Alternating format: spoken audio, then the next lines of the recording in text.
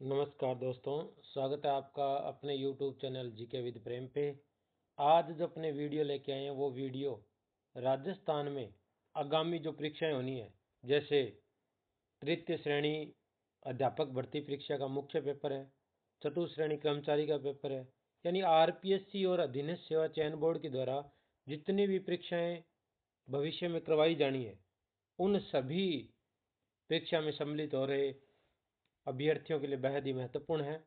और आज का जो अपना टॉपिक है वो राजस्थान की सभ्यताएं और पूरा स्थल, और उनसे संबंधित जितने भी प्रश्न आरपीएससी और राजस्थान सेवा चयन बोर्ड के द्वारा अब तक पूछे गए हैं, उन सभी प्रश्नों का समावेश लेके आया हूँ।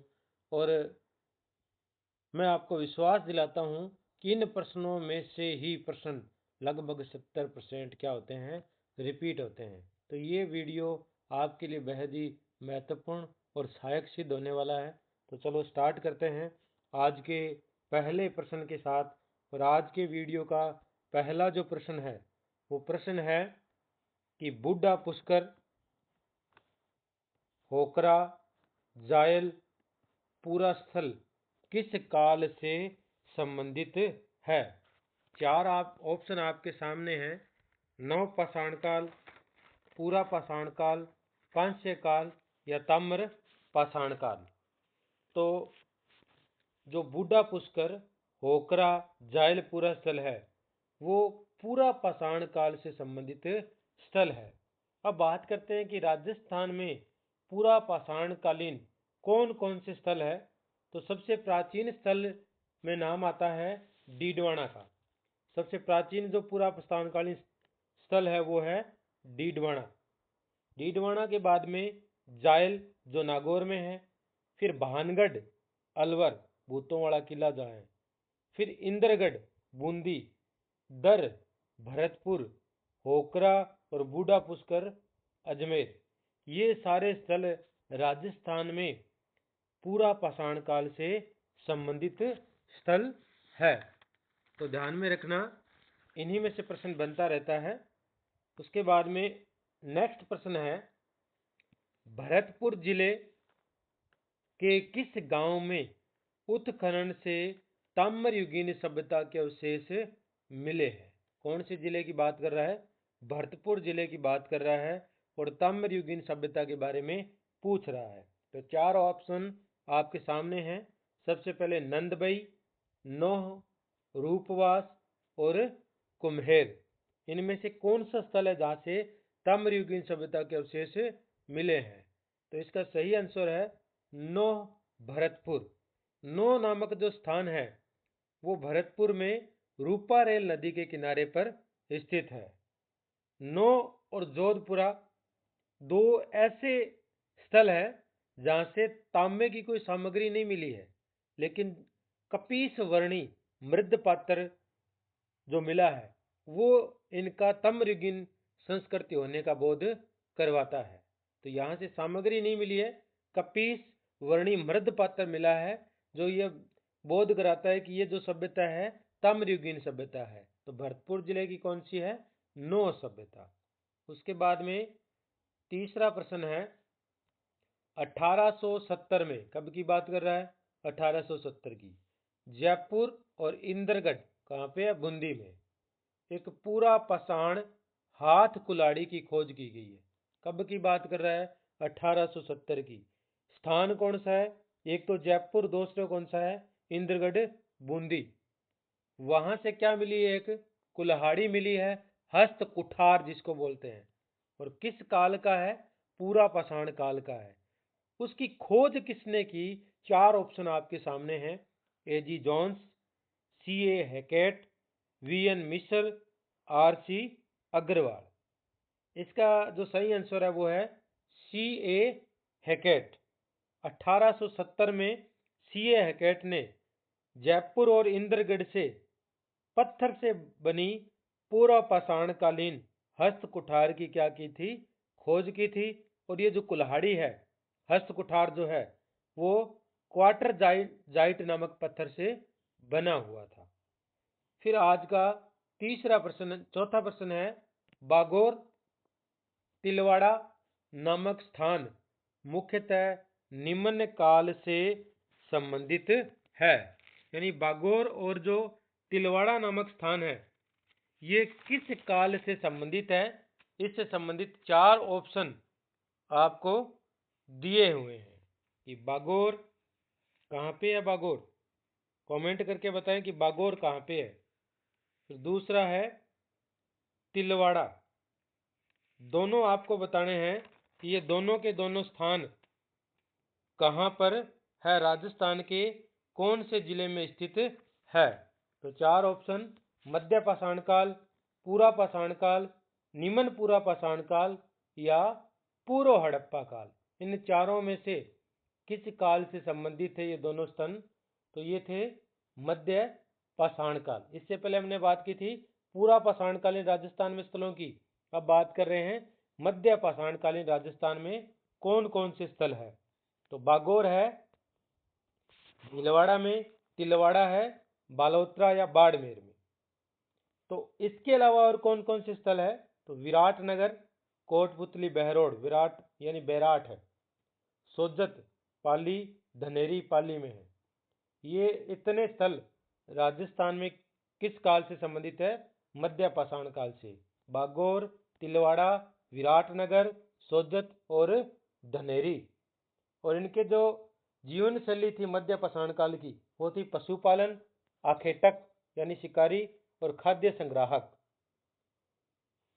उसके बाद में अगला प्रश्न है कि लूणी घाटी डीडवाना बूढ़ा पुष्कर के आसपास स्थित एक महत्वपूर्ण स्थल है, यह निम्नलिखित में से किस युग से संबंधित है। अब लूणी नदी आपने सुनी है, उस नदी का ही क्षेत्र है लूणी घाटी कहलाता है।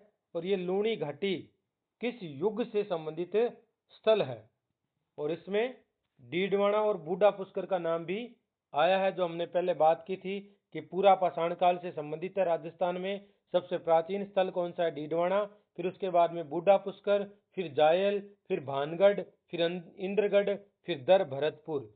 तो 4 ऑप्शन है ऊपरी पूरा पाषाण युग, उत्तर पूरा पाषाण युग, मध्य पूरा पाषाण युग और इनमें से कोई नहीं। तो ये है मध्य पूरा पाषाण युग से संबंधित घाटी है, लूणी जो घाटी है।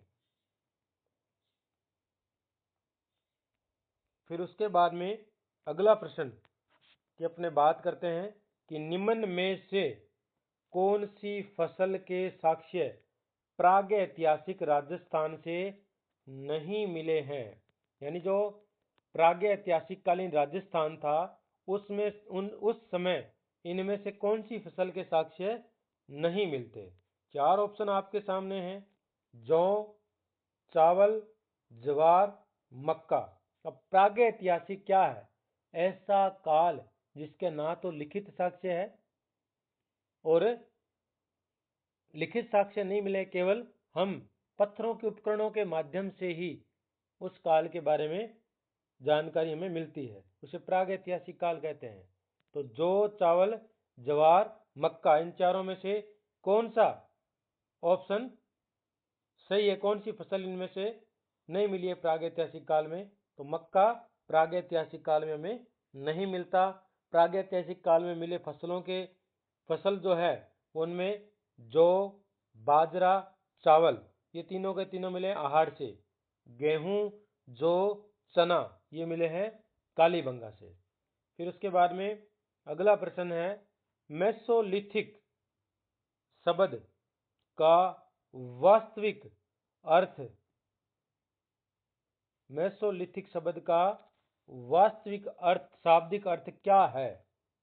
तो 4 ऑप्शन आपके सामने हैं, मध्य पाषाणकालीन युग, मध्य पूरा पाषाणकालीन युग, उच्च पूरा पाषाण काल, निम्न पूरा पाषाण काल। तो इसका सही आंसर है मध्य पाषाणकालीन युग से संबंधित है। मेसोलिथिक शब्द का अर्थ क्या है, मध्य पाषाणकालीन युग। फिर उसके बाद में अगला प्रश्न है कि निम्नलिखित में से कौन से स्थल लघु पाषाण युगीन संस्कृति से संबंध रखते हैं। लघु पाषाण कालीन संस्कृति से संबंध रखने वाले शब्द स्थल कौन से हैं? तो 4 ऑप्शन आपके सामने हैं। सोजत, धनेरी, तिलवाड़ा, गणेश्वर। इन चारों में से कौन से ऐसे स्थल है जो लघु पाषाण काल से संबंध रखते हैं? लघु पाषाण काल यानी मध्य पाषाण कालीन स्थल। कौन से स्थल? मध्य पाषाण कालीन। इससे पहले भी हमने बात की थी मध्य पाषाण कालीन स्थलों की। तो 4 ऑप्शन सोजत, धनेरी, तिलवाड़ा, गणेश्वर। फिर नीचे 4 कूट दे दिए, 1 और 2, 1 और 3, 1 2 3 और 4, 1 2 3 और 4, 1 2 और 3। इनमें से कौन सा सही है? तो सही उत्तर इसका है 1 2 3।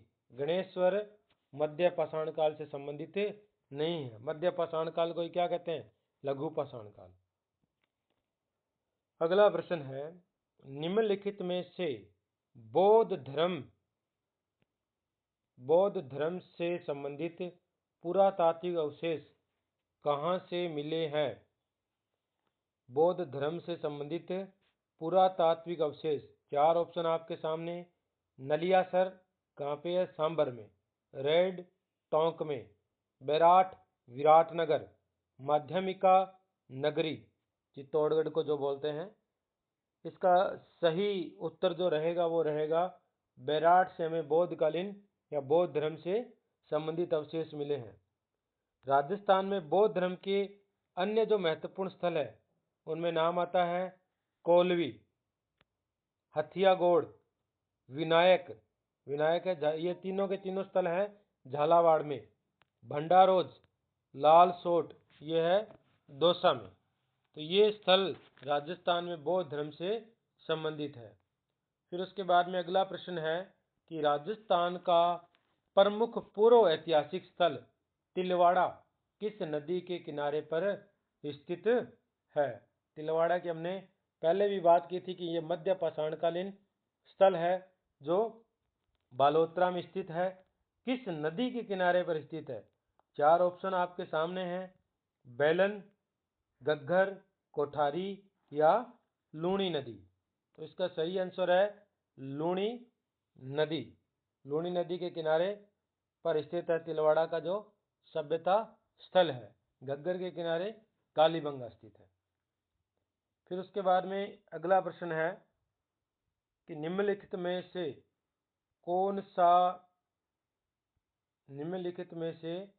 कौन सा कथन कालीबंगा सभ्यता के विषय में सही है?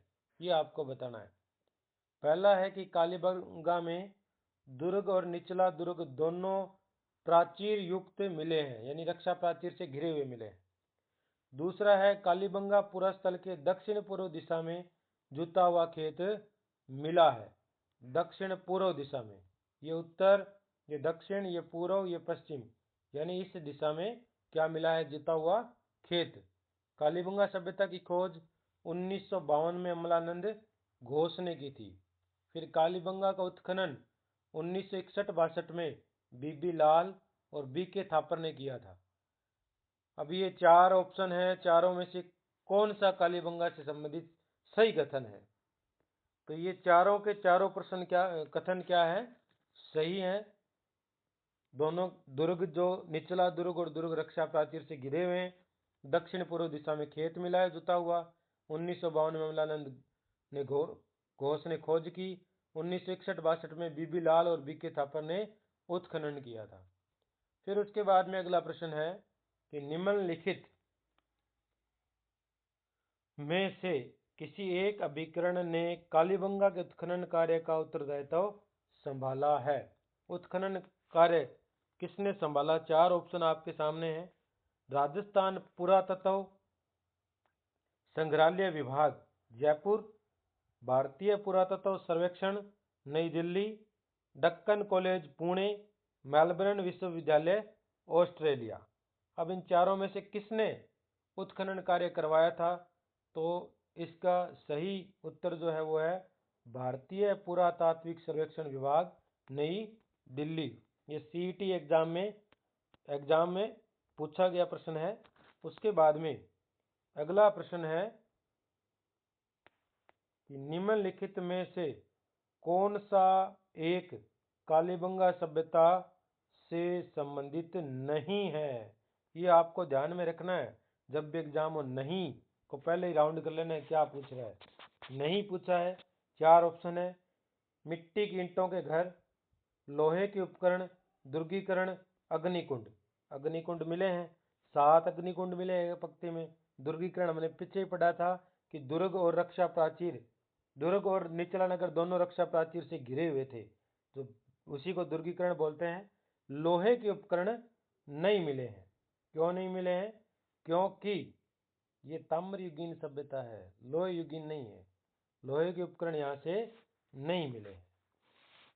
इसके अलावा कालीबंगा से क्या क्या मिला है? तो ऊंट की हड्डियों के साक्ष्य मिले हैं, भूकंप के प्राचीनतम साक्ष्य मिले हैं, प्राक हड़प्पा कालीन 7 अग्निवेदिका मिली है, लकड़ी की नालियां मिली है, कुएं में पक्की ईंटों के अवशेष मिले हैं, सुरक्षात्मक परकोटा जो कच्ची ईंटों से निर्मित है, हमने अभी बात की थी, रक्षा प्राचीर, पक्की मिट्टी की खिलौना गाड़ी मिली है, और बेल की खंडित मूर्ति मिली है। फिर उसके बाद में अगला प्रश्न है, कालीबंगा का उत्खनन कार्य कितने स्तरों में किया गया? 1 स्तर में, 3 स्तर में, 5 स्तर में या 8 स्तर में? तो इसका सही उत्तर है 5 स्तर में। कालीबंगा का उत्खनन 5 स्तरों में किया गया। प्रथम और द्वितीय, पहला और दूसरा जो स्तर है वो हड़प्पा पूर्व का है। कब का है? हड़प्पा पूर्व का माना जाता है। कालीबंगा के लोग कच्ची ईंटों से बने मकानों में रहते थे। यवनों के निर्माण में रक्षा प्राचीर के समान ही समानुपातिक आकार की 3:2:1 की ईंटों का क्या किया गया है? प्रयोग किया गया है। उसके बाद में अगला प्रश्न है कि 7 अग्नि वेदिकाओं की पंक्ति कहाँ से प्राप्त हुई है? 4 ऑप्शन आपके सामने हैं। आहड़, बेराड़ लिखा गया, ये बेराट है, गणेश्वर, कालीबंगा। अब इस प्रश्न का उत्तर आप सब लोग कमेंट में बताओगे। उसके बाद में अपने चलते हैं अगले प्रश्न पे। अगला प्रश्न है, कालीबंगा से हड़प्पा पूर्व की सभ्यता के मिलते जुलते अवशेष पाकिस्तान में किस स्थान पर मिले हैं? जो कालीबंगा से हड़प्पा पूर्व की सभ्यता के अवशेष मिले हैं, पाकिस्तान में कौन से स्थान से मिले हैं? 4 ऑप्शन आपके सामने हैं। सुत कांगेडोर, कोट दीजी, मोट गोमरी, गनेडीवाड़ा। तो इसका सही आंसर है कोट दीजी। ये जूनियर इंस्ट्रक्चर कोपा जो 2019 एग्जाम हुआ था उसमें पूछा गया था। फिर उसके बाद में अगला प्रश्न है कि राजस्थान की बनास संस्कृति के संबंध में सत्य कथन कौन सा है? सत्य कथन आपको बताना है। 4 ऑप्शन दे दिया आपके सामने कि बनास संस्कृति आहड़ संस्कृति के नाम से जानी जाती है, यानी इसका दूसरा नाम क्या है? आहड़ संस्कृति है। और आहड़ संस्कृति से जो बाजरा और चावल, हमने पहले पीछे बात की थी इसी वीडियो में, के साक्ष्य प्राप्त हुए हैं। और बनास संस्कृति ताम्र पाषाण काल से संबंधित है। और चौथा ऑप्शन है सभी कथन क्या है? सत्य है। तो इसका सही आंसर क्या है कि सभी कथन क्या है? सत्य है।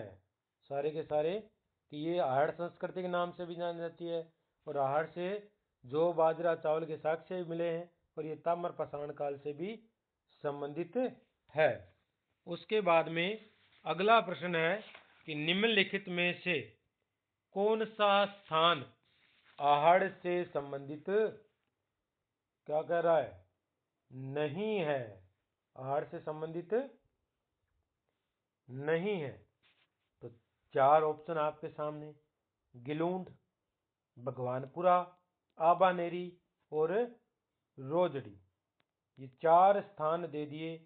अब अभी हमने बात की थी कि आहड़ संस्कृति को क्या कहते हैं, बनास संस्कृति कहते हैं। बनास संस्कृति क्यों कहते हैं, क्योंकि ये जो स्थल है बनास नदी के किनारों पे मिले हैं। अब आभानेरी कहाँ पे है, दौसा में है, तो ये बनास संस्कृति का हिस्सा नहीं है। तो इसका सही आंसर क्या है, आभानेरी। इसके अलावा गिलूंड, भगवानपुरा और रोजड़ी, ये तीनों स्थल किससे संबंधित हैं, बनास संस्कृति या आहड़ से संबंधित है। अगला प्रश्न, इसके बाद में अगला प्रश्न है कि निम्नलिखित में से कौन सा राजस्थान की आहड़ बनास संस्कृति का प्रमुख स्थल नहीं है। सेम प्रश्न है, पहले वाला प्रश्न पूछा गया था सीईटी में, और ये दोबारा लाइब्रेरियन ग्रेड 3 में पूछा गया, और ऑप्शन इसके क्या हो गए, चेंज हो गए। और ऑप्शन क्या है, गिलूंड ये पहले वाले में था, ओजियाना पहले वाले में नहीं था, बालाथल ये भी पहले वाले में नहीं था, लोथल ये भी पहले वाले में नहीं था। एक ऑप्शन सेम है, बाकी क्या है, अलग है। तो इसका सही आंसर है लोथल। लोथल सिंधु घाटी सभ्यता का स्थल है, न कि आहड़ बनास संस्कृति का। अब बात करें कि राजस्थान में बनास संस्कृति के प्रमुख स्थल कौन कौन से हैं।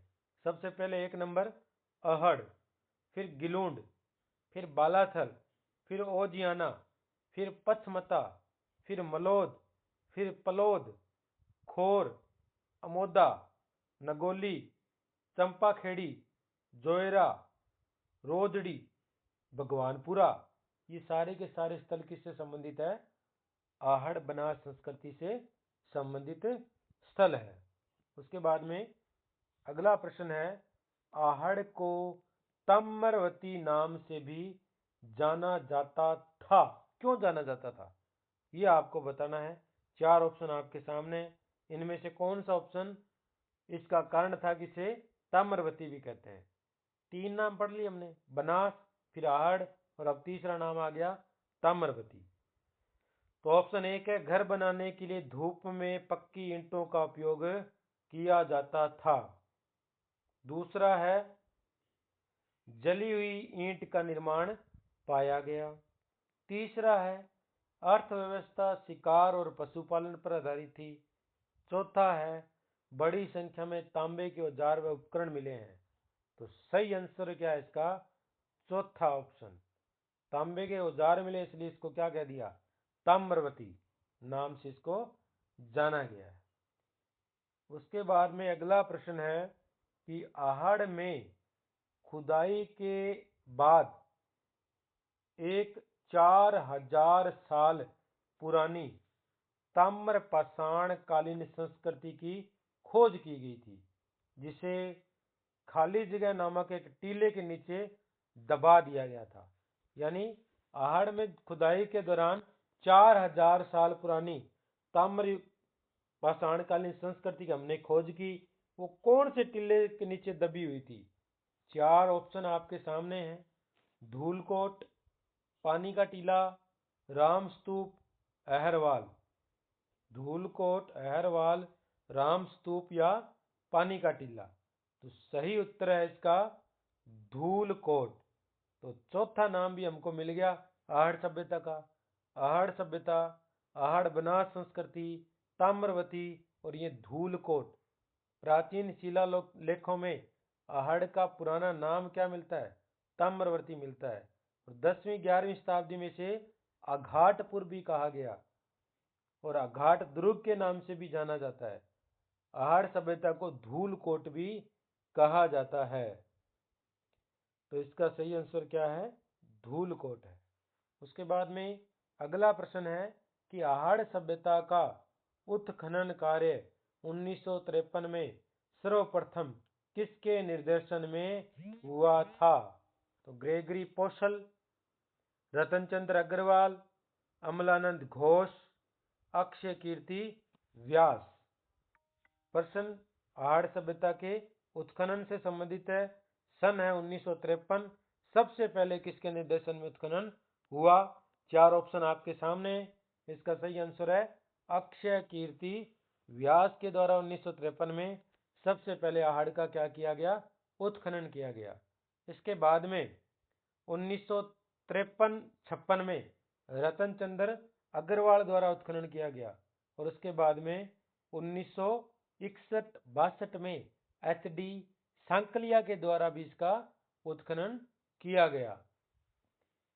उसके बाद में अगला प्रश्न है कि आहड़ के विषय में निम्नलिखित कथनों में से कौन सा कथन असत्य है। क्या पूछ रहा है, असत्य यानी सही नहीं है।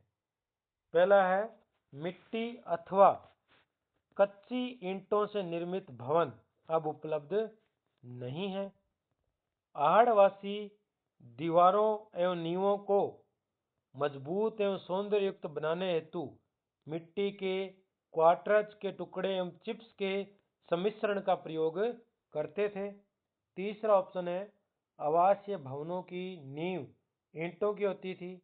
चौथा ऑप्शन है आहड़ के उत्खनन से मानव जीवन के विभिन्न चरणों पर प्रकाश डाला गया है। ये प्रश्न पूछा गया सेकंड ग्रेड एग्जाम में, पूछा गया था 2017 में। तो इसका सही आंसर है आवासीय भवनों की नींव ईंटों की होती थी। ये गलत है। आवासीय भवनों की जो नींव है वो ईंटों की नहीं होती थी, पत्थरों की होती थी। फिर उसके बाद में अगला प्रश्न, आहड़ सभ्यता के बारे में निम्न कथनों पर विचार करो। यह आरएस प्री 2021 में पूछा गया है कि आहड़वासी तांबा गलाना जानते थे। फिर ये लोग चावल से परिचित नहीं थे। धातु का काम आहड़वासियों की अर्थव्यवस्था का एक साधन था। यहाँ से काले लाल रंग के मृद भांड मिले हैं जिन पर सामान्यतः सफेद रंग से ज्यामितीय आकृति क्या की गई है, उकेरी गई है। ये 4 ऑप्शन है। अब आपने अगर ये वीडियो ढंग से देखा है तो आप इसका उत्तर निकाल सकते हो। हमने बात की थी कि आहड़ से चावल बाजरे के साक्ष्य मिले हैं, तो यहाँ पे क्या दिया हुआ है, नहीं दिया है। तो ये तो पहले ही क्या हो गया, बार हो गया। 2 किस किस में, द में भी है, स में भी है, दोनों नहीं हो सकते। तो इसका सही आंसर क्या है, 1 3 4। इसका सही आंसर क्या है, 1 3 4 है। सही आंसर 1 3 4।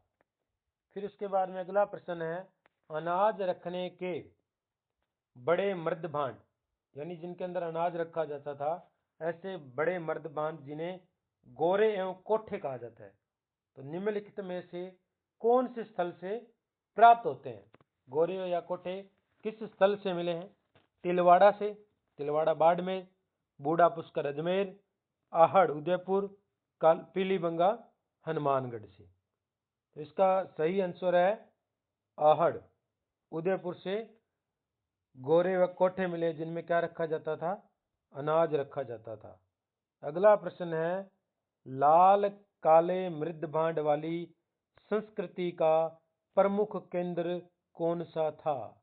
मृद भांड देख लो कौन से हैं, लाल और काले मृद भांड है कि संस्कृति का प्रमुख स्थल कौन सा था। फिर से 4 ऑप्शन आपके सामने, कालीबंगा, हड़प्पा, बालाकोट, आहड़। इसका सही आंसर क्या है, आहड़ है।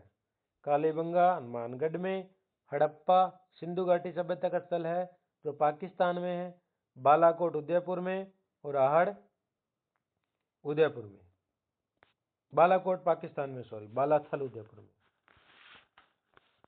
उसके बाद में अगला प्रश्न है कि 2 मुंह का चूल्हा, कितने मुंह का चूल्हा है, 2 मुंह का, बहुत प्रकार के बर्तनों के साथ सिलबट्टा, सिलबट्टा जानते हो, आजकल घरों में नहीं पहले मिलता था, आजकल तो मिक्सी आ गई, मिक्सर का उपयोग करने लगे हैं लोग, और पेन जो लिखने के काम आता है, पेन जैसी आकृति। निम्नलिखित में से किस स्थान से खुदाई में मिले हैं। 4 ऑप्शन आपके सामने, आहड़ है, कालीबंगा है, गणेश्वर है, बागोर है। इसका सही उत्तर तो क्या है? आहड़ है। आहड़ से लेपिस लाजुली पत्थर, लाजवर्द भी बोल देते हैं जिसको, गोमदे, स्फटिक, एक साथ 6 चूल्हे, सिलबट्टा, 6 यूनानी मुद्राएं व 3 मोहरें मिली हैं। ध्यान रखना। तो इसका सही आंसर क्या है? आहड़ है। फिर अगला प्रश्न आ जाइए। आहड़ के उत्खनन से प्राप्त कौन सी सामग्री बाह्य संपर्कों का संकेत देती है? ये बताती है कि इसका संपर्क किससे था? बाहरी सभ्यता स्थलों से भी था। ऐसी कौन सी सामग्री है? ताम्र उपकरण है? क्या सेल खड़ी है? क्या लेपिस लाजुली है? या टेराकोटा या मनके हैं? लेपिस लाजुली, जिसकी हमने अभी बात की थी, क्या कहते हैं इसको? लाजवर्द कहते हैं। क्या कहते हैं इसको? लाजवर्द। तो इसका सही आंसर क्या है? Lapis lazuli. उसके बाद में अगला प्रश्न है, प्रागैतिहासिक काल में प्रचुर ताम्र भंडार कहाँ पाया गया है? कालीबंगा में, गणेश्वर में, जोधपुरा में और रैंड में। तो सही उत्तर इसका क्या होगा? वो होगा गणेश्वर, नीम का थाना, सीकर। बाकी का अपने अगले वीडियो में बात करेंगे, अन्यथा वीडियो बहुत ज़्यादा लंबा हो जाएगा। अगर आपको वीडियो पसंद आए तो लाइक करें, कमेंट करें, ज़्यादा से ज़्यादा अपने दोस्तों के साथ शेयर भी करें। ये सारे के सारे प्रश्न राजस्थान की सभी परीक्षाओं में पहले पूछे जा चुके हैं।